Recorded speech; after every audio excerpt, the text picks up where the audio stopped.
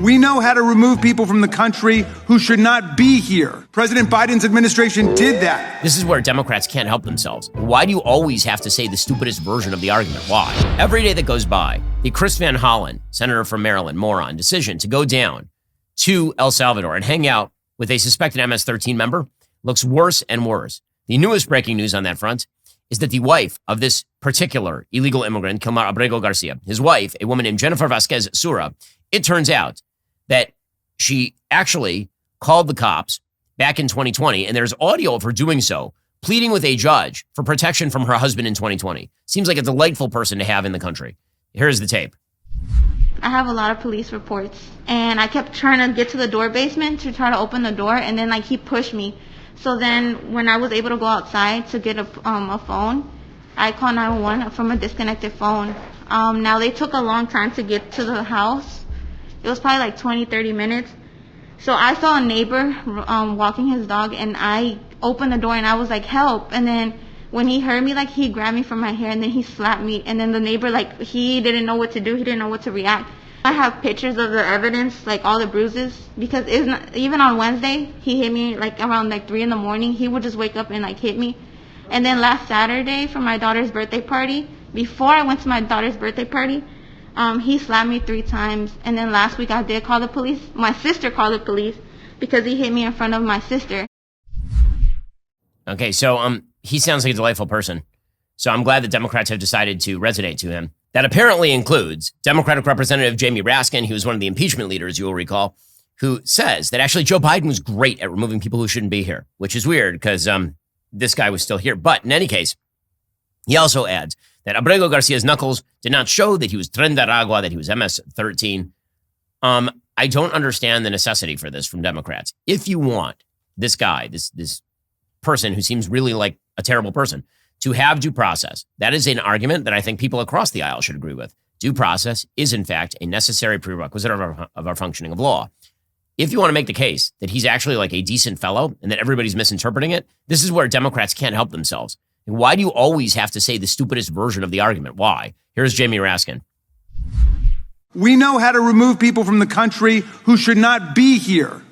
President Biden's administration did that. We know how to do it legally, consistent with the Bill of Rights and the Constitution. He was sent to the dictator of El Salvador because he has a tattoo on his right arm, which was mistakenly associated with Tren de Aragua. In fact, the tattoo is of a soccer ball topped with a crown, which signifies his favorite soccer club, Real Madrid. Had there been any kind of due process fair hearing, he would have been able quickly to explain the government's error. And there being no other evidence against him, he would have been released. So I'm confused. Why do you always have to defend the bad guys? You don't have to do that. Just say that you want due process. Well, meanwhile, another federal judge is individual federal judges across the country signing into chat. Another federal judge, a U.S. district judge named Fernando Rodriguez Jr. in the Southern District of Texas, is ruling against President Trump's use of the Alien Enemies Act to detain and deport alleged members of a foreign gang. He says, quote, the historical record renders clear that the president's invocation of the AEA through the proclamation exceeds the scope of the statute and is contrary to the plain ordinary meaning of the statute's terms. This judge, by the way, was in fact nominated by President Trump during his first term. So the question here as to whether the Alien Enemies Act could in fact be invoked in order to deport Venezuelan illegal immigrants, because the act gives the president broad powers over citizens of an enemy nation that the United States has declared war against. The question is whether this is a quote-unquote invasion in a real legal sense, whether Venezuela is an enemy country that is actively facilitating the entry of these people into the United States. The judge says that's really not facts in evidence, and so you can't use that authority. Now, is there other authority for deporting illegal immigrants? Sure. I mean, it's just called federal law. But this gives him more plenary power to sort of do so with presumably fewer layers required in order for a deportation to happen. So, we'll have to see how that plays out at the Supreme Court level. Again, you can hold all of these thoughts in your head at the same time, that due process according to legal standards ought to be applied, and also that the people that Trump is trying to deport are pretty much all people who should not be in the United States. Tax day may have passed, but for millions of Americans, the real trouble is just starting. If you missed that April 15th deadline or you still owe back taxes, the IRS is ramping up enforcement. Every day you wait only makes things worse. With over 5,000 new tax liens filed daily and tools like property seizures, bank levies, wage garnishments, the IRS is applying pressure at levels we have not seen in years. Increased administrative scrutiny means collections are moving fast. The good news, there's still time for Tax Network USA to help. Self-employed, business owner, even if your books are a mess, they've got it covered. Tax Network USA specializes in cleaning up financial chaos and getting you back on track fast. Even after the deadline, it's not too late to regain control. Your consultation is completely free. Acting right now could stop penalties, threatening letters, and surprise levies before they escalate. Call 1-800-958-1000 or visit tnusa.com/Shapiro. You might have missed April 15th. You have not yet run out of options. Let Tax Network USA help before the IRS makes the very next move. Call 1-800-958-1000 or visit tnusa.com/Shapiro. That's tnusa.com/Shapiro to get started. And meanwhile, the President of the United States continues to push back against the DEI regime put in place by Joe Biden and Team Caroline Leavitt at the White House yesterday. Attacked DEI full scale. It was great. Here she was.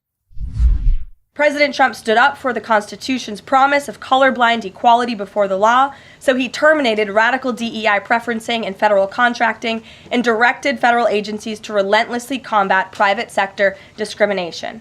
DEI seeks to divide and pit Americans against each other based on immutable characteristics. President Trump put an end to it. In President Trump's America, individual dignity, hard work, and excellence are the only things that will determine if you get ahead. And that obviously should be the standard. Stephen Miller also stopped by the White House press room in order to explain the destruction of the DEI policies that were being pushed by the Biden administration. One of the most significant crises that President Trump inherited upon taking office was the wave of racial discrimination, so-called diversity, equity, and inclusion policies that have taken over both public sector and private sector entities all across the United States of America. Yeah, well, again, he is right about that as well. Now, meanwhile, Ilhan Omar, Democrats have finally discovered, I guess, cursing. They've discovered that if they say curse words, somehow this makes them seem more authentic. So they're doing it all the time now. So Ilhan Omar was walking along the street, and the Daily Caller News Foundation asked her a simple question, which is, are more Democrats looking forward to going down to El Salvador to hang out with MS-13 members? And her answer was typically cogent. Congresswoman Omar, I'm Miles Morrell with the Daily Caller News Foundation. Do you think more of your Democratic colleagues should be traveling to El Salvador to advocate on behalf of Rodrigo Garcia? I think you should off. Yeah, that's I'm sorry, what, Congresswoman? Who should? you. Why me? We're not taking any questions right now, but here you go. So she seems delightful. She seems like a very nice person. I mean, all she had to do was keep walking.